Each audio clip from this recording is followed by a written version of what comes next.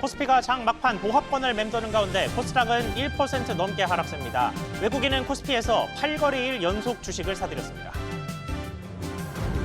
서울 내 규제 지역의 아파트값이 이번 주에도 오르면서 강남구에서는 거래의 절반 이상이 신고가였던 것으로 나타났습니다. 다만 강북구와 노원구 등은 하락 전환에 양극화가 심해졌습니다. 서울시가 아파트 외벽 붕괴 사고로 HDC 현대산업개발에 영업정지 1년의 행정처분을 내렸습니다. 회사는 법적 대응을 예고했습니다.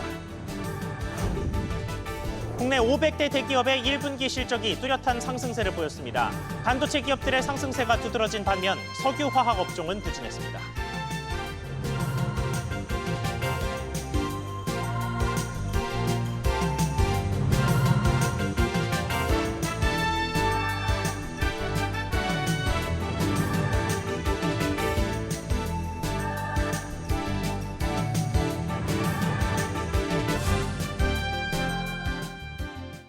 여러분 안녕하십니까? 이번 주 들어서 2,600선을 뚫고 순항하던 증시가 어제에 이어서 오늘도 숨고르기 장세를 보이고 있습니다. 코스피는 어제와 거의 비슷한 보합권에서 움직이는 중이고 코스닥은 1% 넘는 하락세 보이고 있습니다. 수급을 보시면 지난달까지 외국인이 9개월 연속으로 순매도 추세를 보였고 특히 지난달 한 달은 5년여 만에 가장 큰 매도세를 기록했는데 이번 달 들어서는 언제 그랬냐는 듯이 오늘을 포함해서 코스피에서 8거래일 연속으로 순매수세를 보이고 있습니다. 지난주부터 외국인의 움직임에 변곡점이 생기는 모습인데 오늘 증시의 흐름과 다음 주의 전망까지 전문가 연결해서 짚어보겠습니다.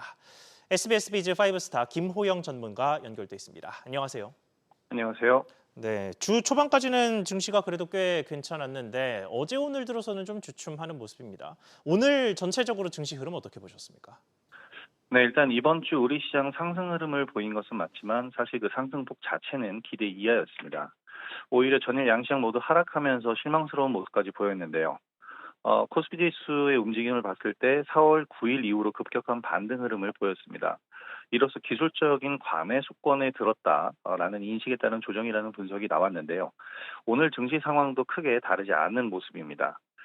SK 하이닉스를 중심으로 기술주 수급이 유입되면서 코스피 시장에서는 외국인들이 순매수를 유입해주고 있고요.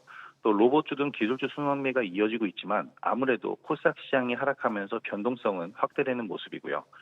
정책주 역시 마찬가지로 큰 변동성을 보이고 있는데 이러한 큰 변동성 때문에 특히 상승 종목에 대한 추격 매매는 좀 위험하다라고 판단이 되고요. 이런 부분을 자제하시면서 이번 주 마무리하시고 다음 주 준비하시면 될 것 같습니다.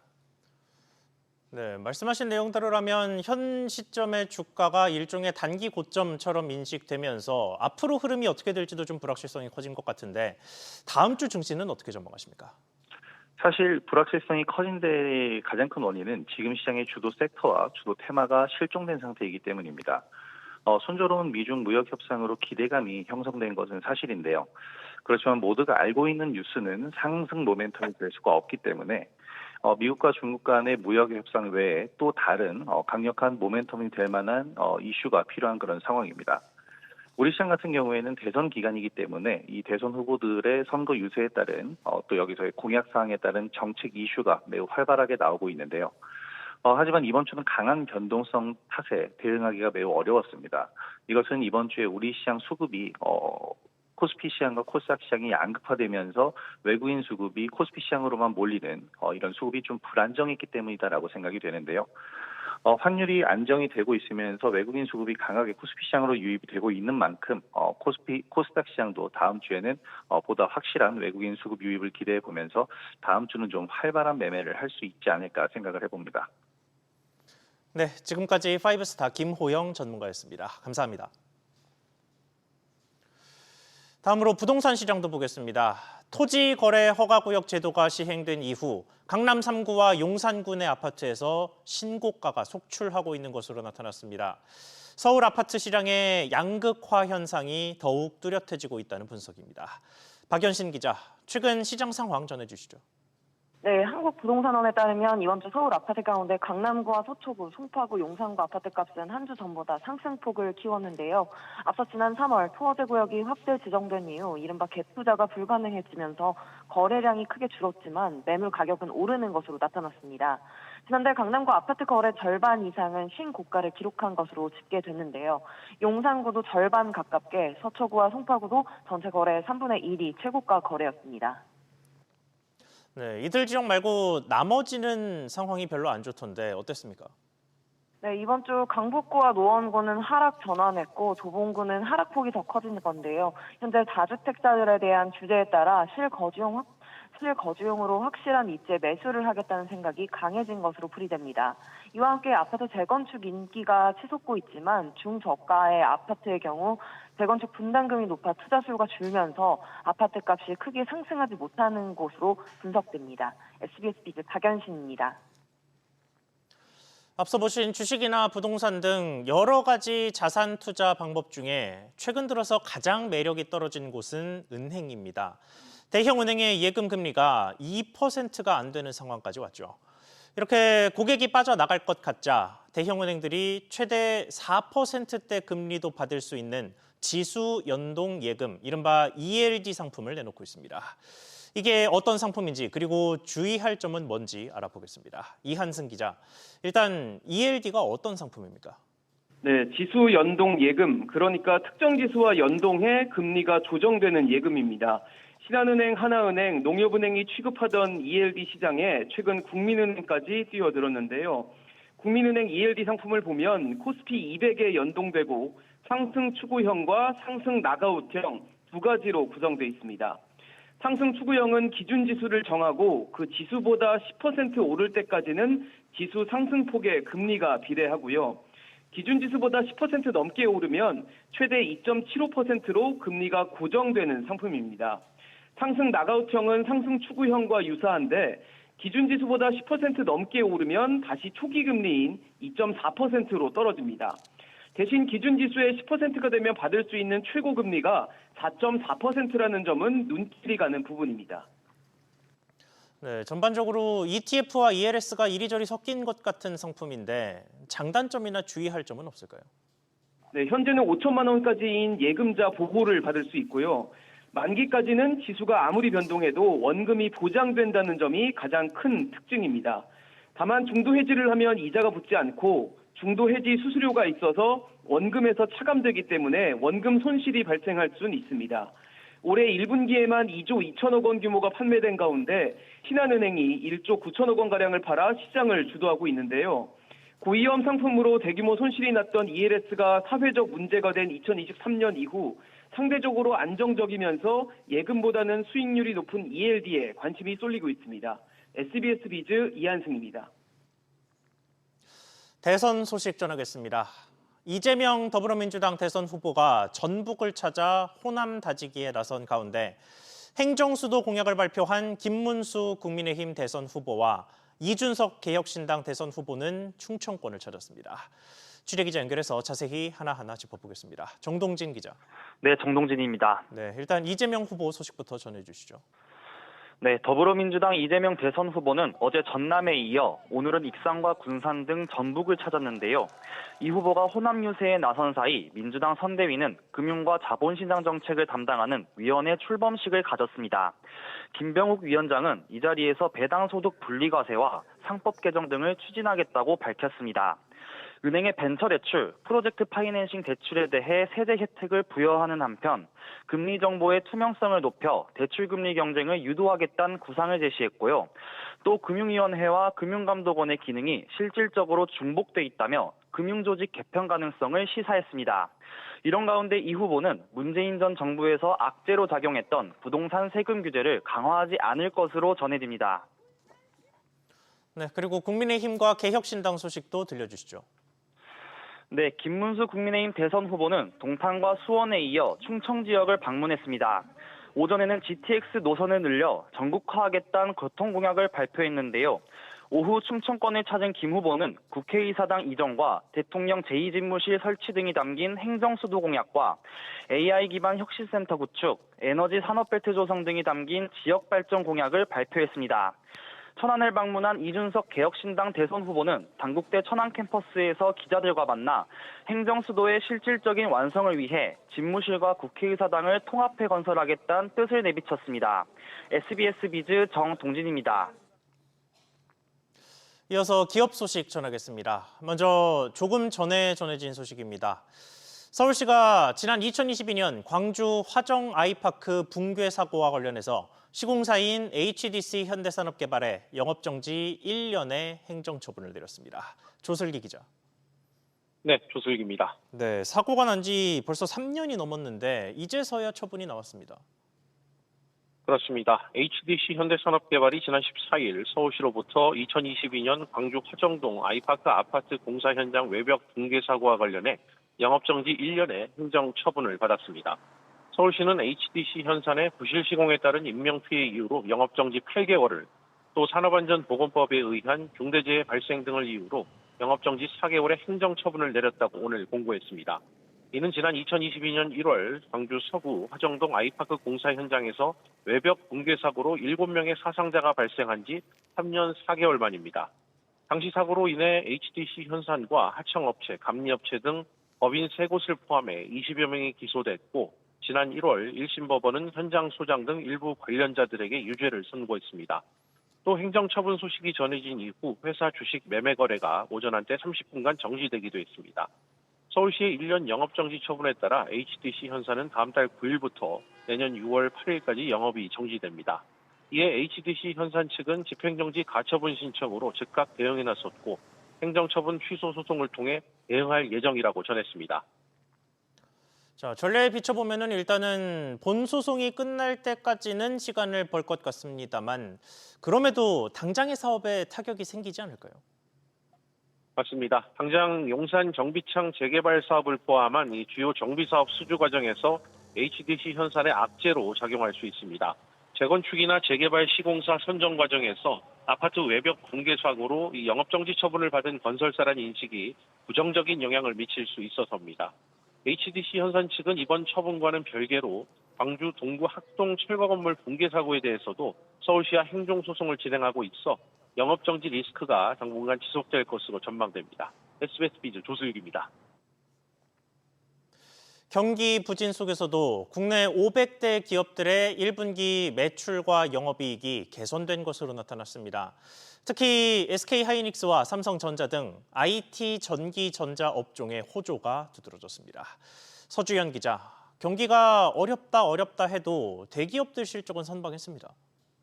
네, 그렇습니다. 기업데이터연구소 CEO 스코어에 따르면 국내 매출 500대 기업 가운데 분기 보고서를 내놓은 340여 곳의 1분기 매출액은 814조 6,025억 원으로 지난해 같은 기간보다 3.8%, 영업이익은 60조 9,628억 원으로 17% 증가했습니다.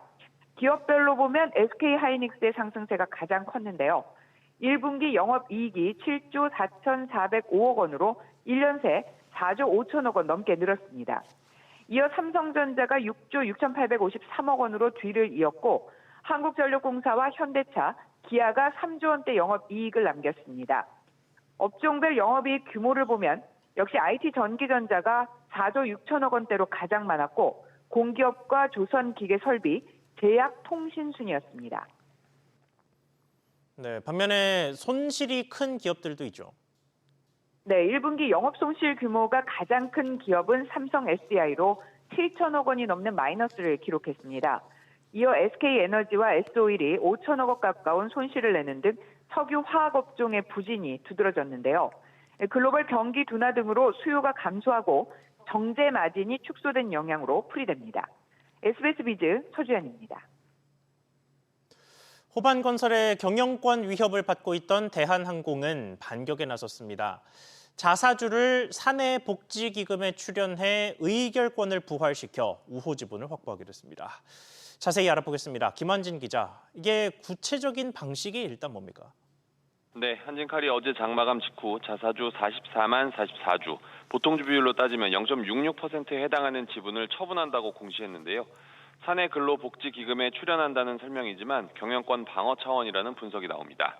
자사주는 의결권이 없지만 한진칼이 사내근로복지기금에 증여를 하면 기금이 소유한 주식으로 전환돼 의결권이 생기기 때문입니다. 한진칼은 이와 같이 결정한 어제 이사회 결의 이후 석 달 안에 오는 8월 15일 전까지 자사주 출연을 이행할 계획입니다. 네, 이전까지는 호반건설의 지분 확보로 격차가 줄면서 경영권 분쟁 가능성까지 제기됐는데 이번 움직임으로 일단 격차를 다시 벌리게 됐습니다. 그렇습니다. 최근 한진칼 2대 주주인 호반그룹이 한진칼 지분을 종전 17.44%에서 18.46%로 늘려 1대 주주 조원태 한진그룹 회장과의 지분 격차를 1.7%포인트까지 좁히며 경영권을 위협했는데요. 이번에 한진칼이 사내기금의 자사주를 출연해 의결권을 되살려내면서 호반그룹과의 지분 격차를 2.2%포인트로 다시 벌리게 됐습니다. 이런 가운데 조 회장 측은 델타항공과 산업은행 등 우호 지분까지 더하면 약 46%를 확보하게 되는 만큼 경영권 방어에는 문제가 없다는 입장입니다. SBS 비즈 김한진입니다. 카드사들은 얼어붙은 소비에 가맹점 수수료율까지 내리면서 위기에 몰려 있습니다. 그 해결책을 해외에서 찾는 모습인데 트래블 카드 시장을 열었던 하나카드가 해외 월간 한도를 폐지하는 것으로 확인됐습니다. 신성우 기자. 네, 신성우입니다. 네, 그러니까 더 많은 해외 결제를 할 수 있게 된다는 거죠. 네, 하나카드는 오는 22일부터 해외 신용카드 이용 시 적용됐던 월간 한도를 폐지하기로 결정했습니다. 기존에는 국내에서 이용할 때와는 달리 해외의 경우 이용 금액을 결제해도 달이 바뀌기 전까지는 한도가 복원되지 않았는데요. 예를 들어 한도가 1,000만 원인 고객이 5월 초에 1,000만 원을 다 쓰고 결제까지 마쳐도 한도가 복원되지 않고 6월 1일까지 기다려야 하는 겁니다. 하나카드는 한도 복원에 대한 고객 불편 개선을 위해 월간 한도를 폐지한다고 밝혔는데요. 이를 통해 국내에서처럼 해외에서도 결제만 하면 언제든 원하는 만큼 고객이 카드를 쓸 수 있게 됐습니다. 네, 카드사의 해외 경쟁이 갈수록 치열해지는 모습입니다. 그렇습니다. 신용카드와 체크카드를 모두 포함한 국내 8개 전업카드사들의 해외 이용 금액은 올해 1분기 약 6조 4천억 원을 기록했습니다. 1년 전과 비교하면 약 7천억 원 늘어났는데요.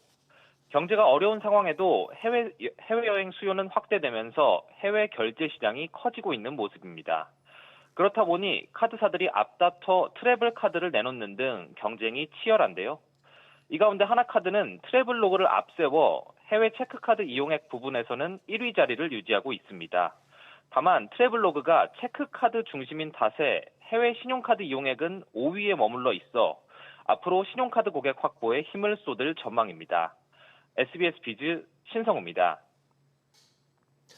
한비돈전 5호기 원자로 부실공사에 책임이 있다며 국가사업 입찰에 족쇄가 채워졌던 두산에너빌리티가 1심에서 승소했습니다. 입찰 자격을 제한했던 한수원은 앞으로 2주 안에 항소 여부를 결정합니다. 류정현 기자, 우선 이게 어떤 사건이었는지 설명해 주시죠. 네, 사건은 지난 2020년으로 거슬러 올라갑니다. 한국수력 원자력이 그해 7월 한빛 5호기를 정기 검사하던 도중 원자로 헤드 관통관 일부가 니켈 특수합금이 아닌 스테인리스로 용접된 걸 확인했습니다. 니켈 특수합금이 부식에 강해 이 제품을 써야 하는데 이를 지키지 않은 겁니다. 부실 공사가 진행된 관통관에 문제가 있을 경우 원전 핵분열 통제가 불가능한 상황이 발생할 수 있습니다. 이를 두고 원자력안전위원회가 지난 2023년 2월 한수원에 18억 원 상당의 과징금을 부과했고요. 한수원도 추가 논의를 거쳐 용접 시공사였던 두산에너빌리티에 책임이 있다고 판단해 지난해 3월 국가계약법에 따라 공공사업 입찰 참가 자격 제한을 통보했습니다. 두산에너빌리티는 즉각 반발해 취소 소송을 제기했고요. 엊그제인 지난 14일 대구지방법원 1심 재판부는 두산에너빌리티 손을 들어줬습니다. 네, 그러면 두산이 승소할 수 있었던 이유는 뭐로 볼 수 있을까요? 네, 이 사건을 두고 검찰이 지난 2021년 두산에너빌리티 등을 원자력안전법 위반 혐의로 기소한 바 있는데요. 지난 2022년 1심과 지난해 2심에서 두산에너빌리티는 모두 무죄를 선고받은 게 영향을 미친 걸로 보입니다. 니켈이 아닌 스테인리스를 쓴 건 하청업체 직원과 현장 관계자들의 문제이지 두산에너빌리티 법인의 의도적인 행위는 아니었다고 본 겁니다. 이번 판결로 두산에너빌리티는 공공사업자가 발주하는 사업에 6개월간 입찰이 제한됐던 족쇄를 일단 풀었는데요. 한수원은 판결문을 분석해 항소 여부를 검토할 방침입니다. SBS 비즈 유정현입니다. 유심 해킹 사태의 여파를 받고 있는 SK텔레콤에서 발생한 가입자 유출이 하루 10,000명 아래로 줄었습니다. 정보통신기술업계에 따르면 어제 SKT에서 KT와 LGU+로 이동한 가입자는 7,800여 명으로 지난달 22일 이후 처음으로 10,000명 이하를 기록했습니다. 사태 이후 SKT 가입자의 순감 규모는 30만 3천 명에 달했습니다. 정부가 5개월째 우리 경제에 하방 압력이 있다고 진단했습니다. 기획재정부는 최근 경제 동향 그린북 5월호에서 내수 회복 지연과 취약 부문의 고용애로 미국 관세에 따른 대외 여건 악화로 미국 경기 하방 압력이 증가하고 있다고 평가했습니다. 전달과 비교하면 수출 둔화 표현이 추가됐는데 4월 일평균 수출액은 전년 동월 대비 0.7% 감소했습니다. 정부가 오는 22일부터 2주간 국산 농산물 전 품목으로 할인 지원을 확대하기로 했습니다. 기획재정부는 물가관계차관회의를 열고 추가 경정 예산을 투입해 이 같은 지원을 결정하고 1인당 지원액도 기존 10,000원에서 20,000원으로 높이기로 결정했습니다. 김범석 기재부 장관 직무대행은 무, 양파, 마늘, 돼지고기, 계란 등 일부 품목의 가격이 여전히 높은 만큼 품목별 가격과 수급 관리에 만전을 기해달라고 당부했습니다.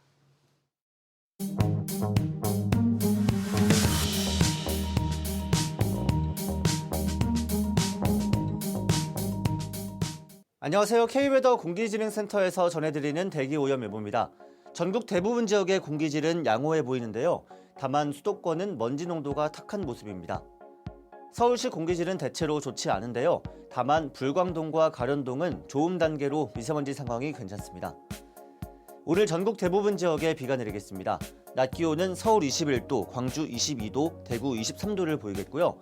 공기는 깨끗해지겠습니다. 오늘 오후의 미세먼지 농도는 전국적으로 좋음 단계를 보이겠고요. 서울만 WHO 기준으로 보통 단계입니다. 당분간 전국 대부분 지역의 공기질은 양호한데요. 일요일에만 곳곳으로 미세먼지가 기승을 부리겠습니다. 한편 수도권과 충청권의 공기질은 계속해서 탁하겠습니다. 대기 오염 예보였습니다.